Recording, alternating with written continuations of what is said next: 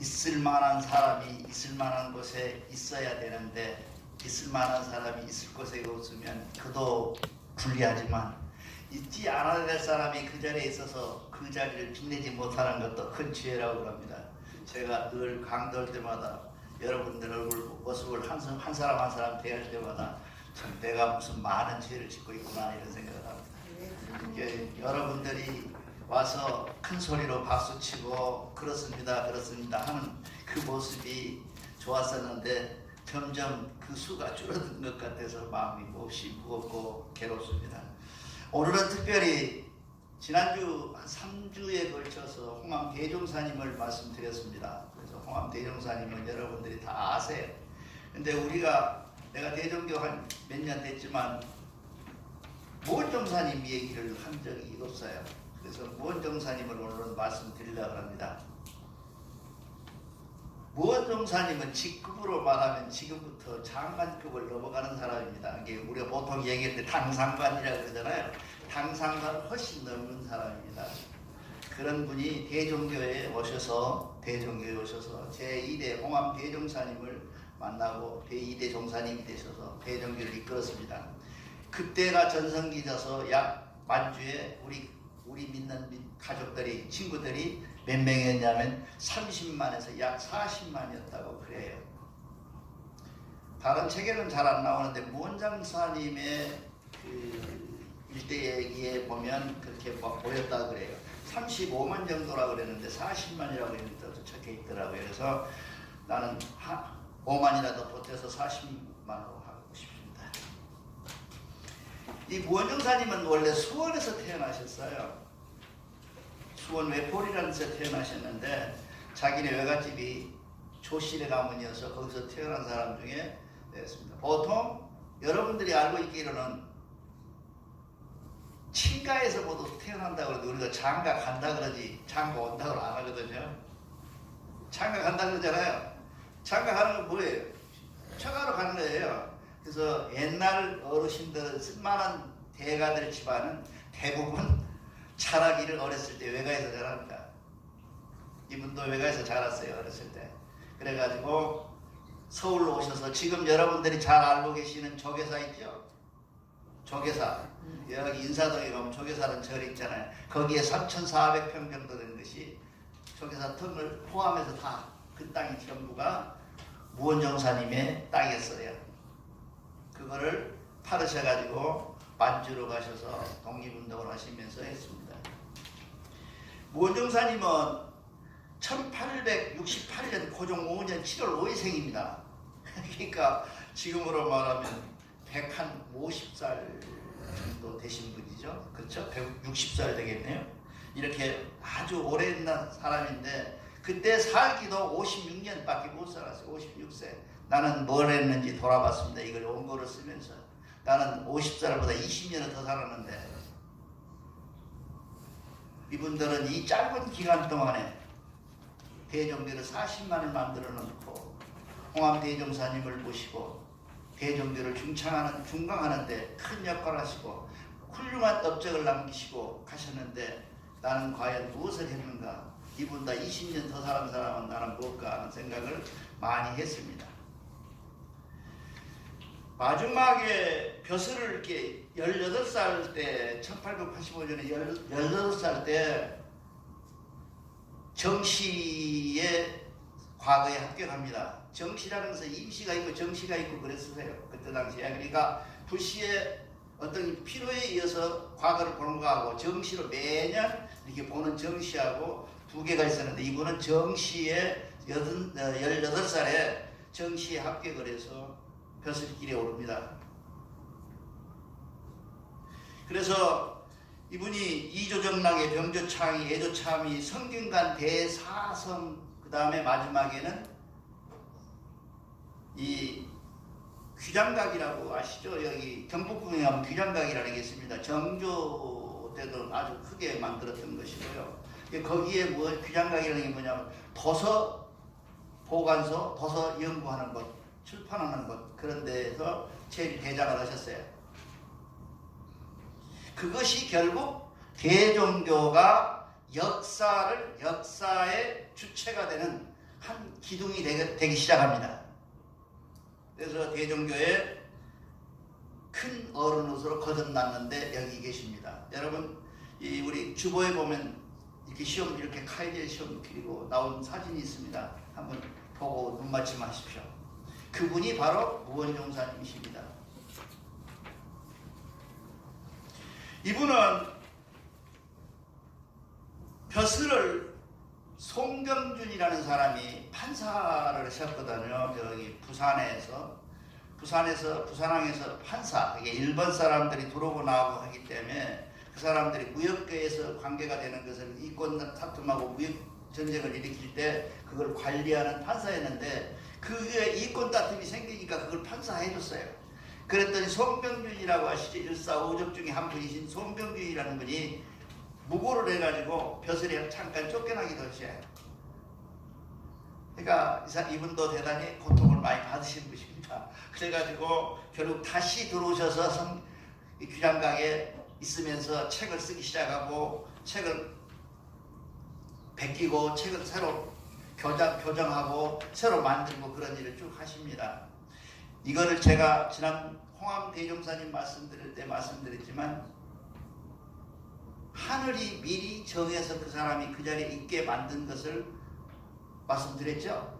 그런 것처럼 이분도 미리 대종교의 국학운동을 하기 위해서 대종교의 역사운동을 하기 위해서 미리 귀장각의 대학자로 모셨던 겁니다. 그것이 하느님의 뜻이죠. 그걸 믿죠? 한자만 치고 뭐예요? 어르신들이. 그래서 그분이 그 많은 사료와 그 많은 역사의 지식을 가지고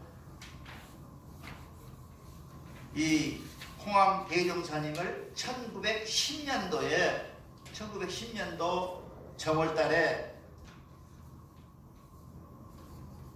나라가 도저히 안 되겠다 해서 만나게 됩니다.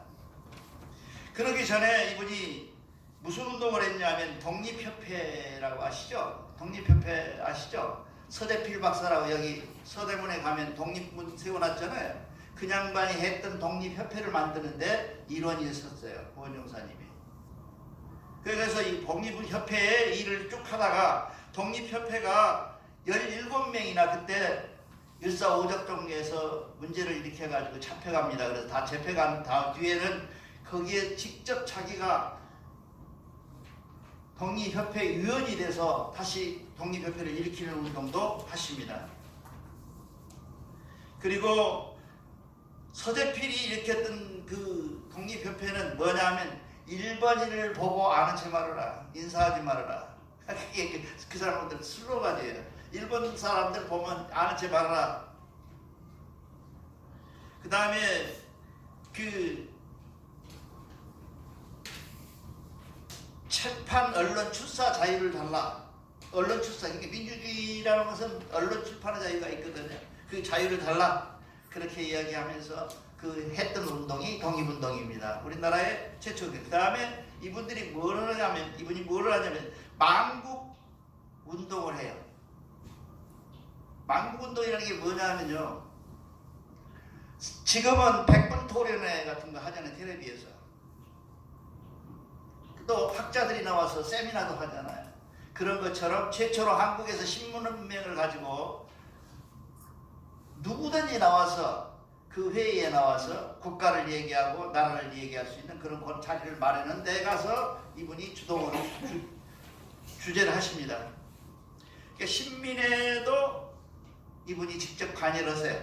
그래서 정말 그때 당시에 고종 25년, 30년 이 근간에 정말 어려운 시기에 대한민국의 민족운동에 해당되는 모든 운동은 다 이분이 다 관여를 하셨어요. 그리고 1910년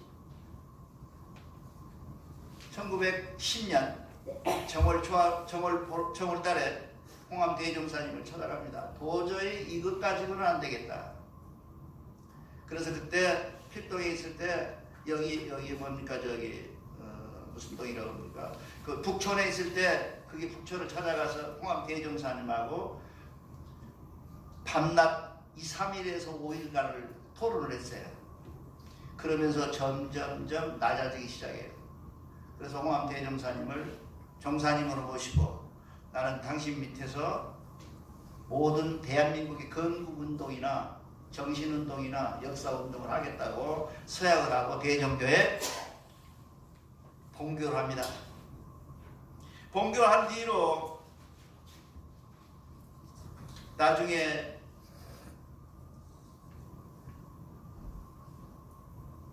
이 1911년 4월 달에 연계를 받아요. 오늘 오후에 뭐 연계식이 있는지 모르겠습니다만 원래 계획을 있다고 했는데 연계식 받을 만한 사람이 없어서 연계식을 못할 것도 같기도 합니다. 그래서 이분도 1년 후에 연계식을 받습니다. 여러분도 혹시 오늘 주제하고는 다른 얘기입니다만 연계식이라는 것은 한 번 받는 거예요? 여러 번 받는 거예요? 한 번 받아버리고 연계식을 끝이에요. 계속 받는 거예요. 연계식의 주 목적이 뭐냐 하면요. 하늘의 철록에 등록되는 것인데 하늘 명부에 등록되는 것이거든요. 예, 하늘 명부에 등록 안 된 사람들은 뭐예요? 교인이 아니에요. 연계를 안 받은 사람은 교인이 아니에요. 그렇게 돼 있는 하늘 등록이 돼 있는 그 등록을 받는데 연계는 회개를 중심으로 받는 거예요. 참회를 중심으로 받는 거예요. 연계 받고 싶다. 내가 연계를 정말 받아야 되겠다 하고 회개할 만한 일이 생기거나 신앙생활에 나태한 사람이 되면 앞에 있는 사무실에다 얘기를 해서 자격 있는 선도사가 와서 여러분들을 회개시키는 걸 연계라 그래요. 근데 대전교 와서 보니까 한 번 받으면 땡. 무슨 홍역이에요? 홍역 주사에 한 번 맞으면 고만이게? 그런데 그렇게 생각을 해요. 근데 잘못된 생각이고요. 연계는 100년 된 사람이나 50년 대종교를 믿은 사람이나 10년 믿은 사람이나 연계는 늘 자기 마음에 쉽게 말하면 좀 찝찝하고 좀 신앙생활에 나태해지고 신앙생활에 권태가 오고 내가 뭐하고 다니는지 잘 모르고 이럴 때 한백음 앞에 무릎 꿇고 한백음님 네, 참회합니다. 이렇게 참회합니다. 라고 고하고 참배님 앞에 다시 새로운 서약을 하고 시작하는 걸 연계라고 해요. 근데 연계는 한 번 받고 홍역주사처럼 한 번 맞고 평생에 안 하는 것처럼 이렇게 생각하는 것은 대단히 잘못됐다. 이렇게 생각하는 것을 잠깐 막간을 위해서 말씀드립니다.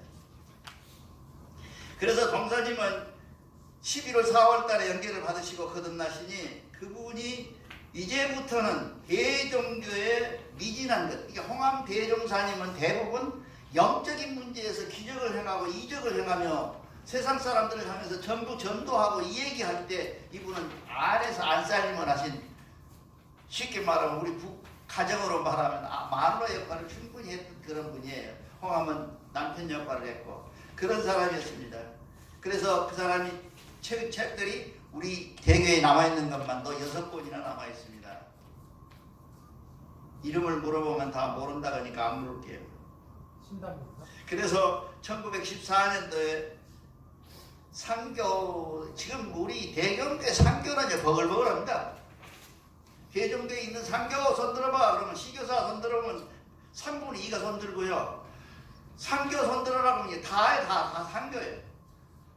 근데 이분은 정말 상교가 4년 후에 겨우겨우 이렇게 연계받은 데가 됩니다.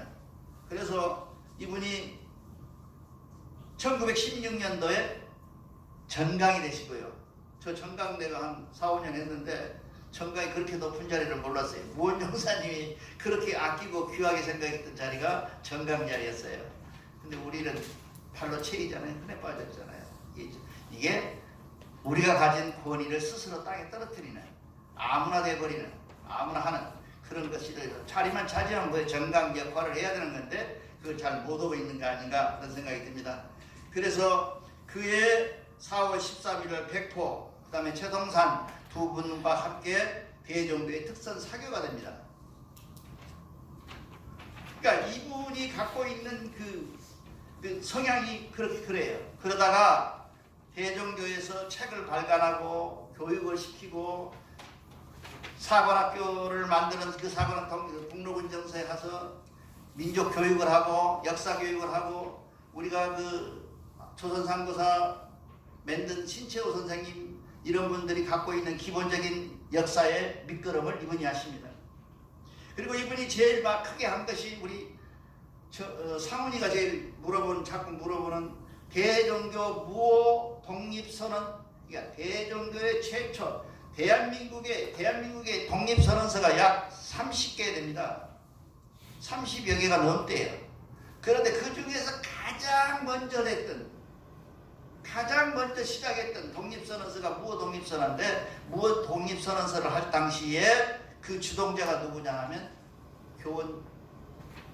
김교원 원종사님이세요. 근데 세상은 그걸 몰라요. 그래서 좀 안타깝습니다. 그래서 정사님이 그 무호 독립선언을 주동하며 39명이 했는데요. 대종교인이 다 39명이에요.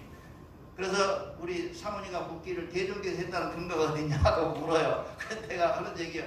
대종교 사람이 무호년 10월 3일 10월 3일이 뭔 날이죠?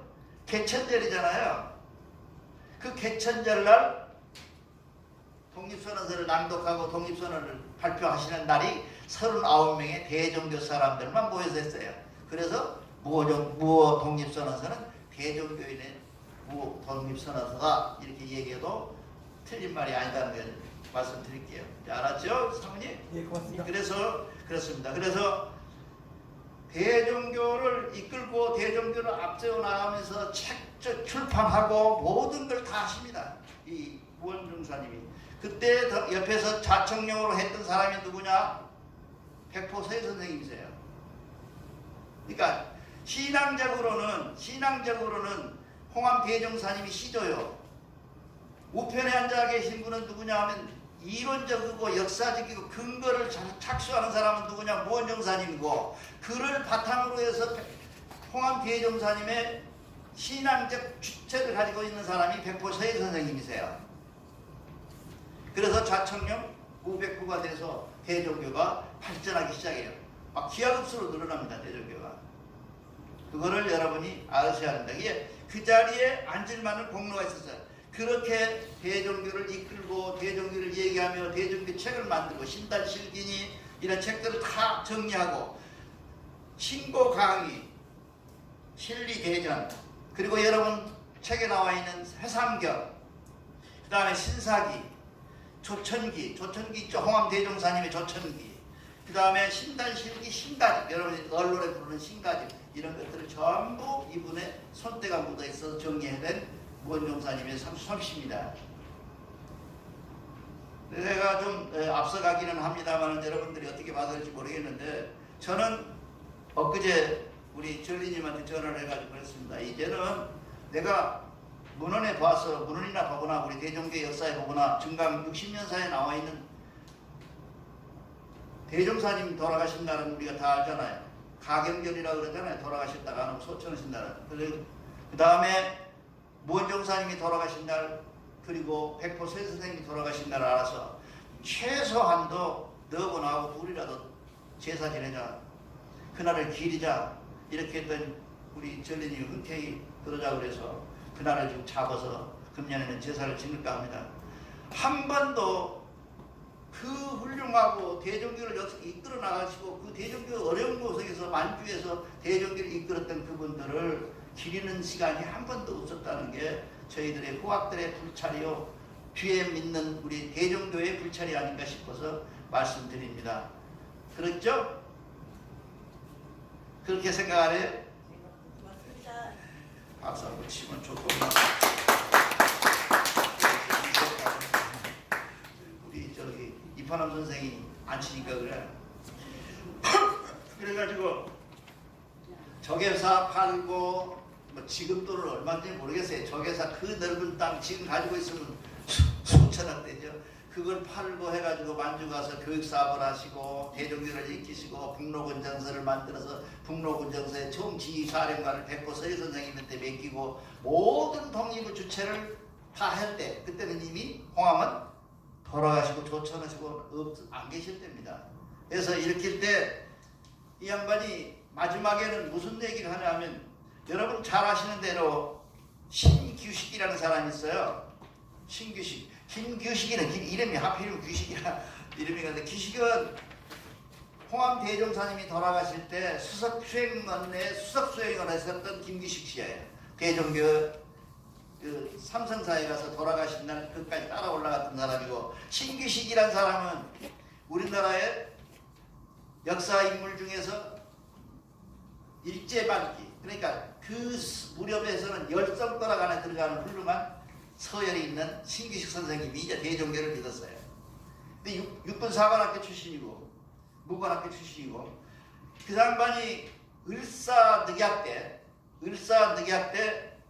다른 사람들은 다 죽잖아요. 시일야 그러니까 그 사람이 누굽니까? 그분이 그 신문에 내고 신문에 내고 돌아가시고 했을 그 무렵에 이분도 돌아가시려고 그래요.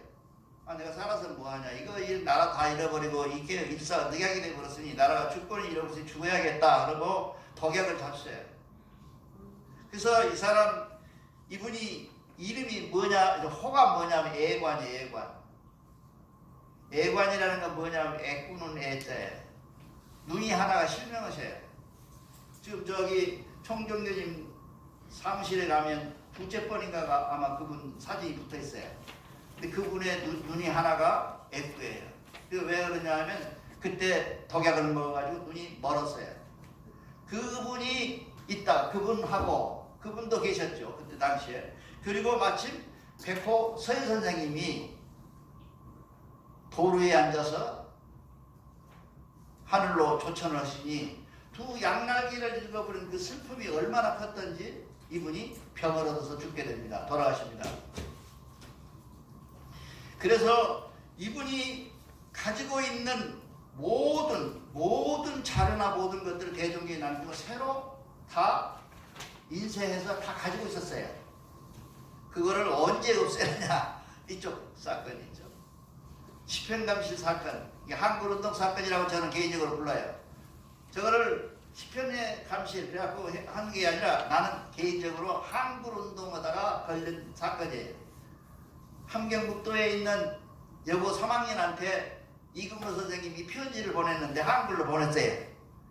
그 어쩌다고요 그게. 근데 일본 그 선생이 얘기해가지고 한글로 편지 쓰지 말아야 왜 썼냐 해가지고 사건화된 것이 시편감실의 사건의 원인이 돼요. 근데 원인이겠습니까? 원래 잡아들려고 아주 혈안이 돼 있다가 꼬타리를 잡았겠죠. 그렇게 해서 그렇게 해가지고 한글운동을 했는데, 우리는 지금 언론에 지금 방금 불렀지만 그 노래는 다 두 개 다 한글학자 이금호 선생님의 한글 노래예요. 이게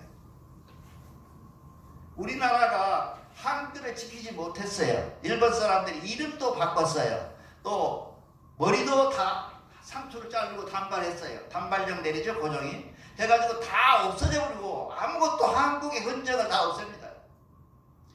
그것도 앞에 가는 선진했다 그래고 일본 가서 유학하고 돌아온 사람은 뭐예요? 양복 입지 한복 안 입어.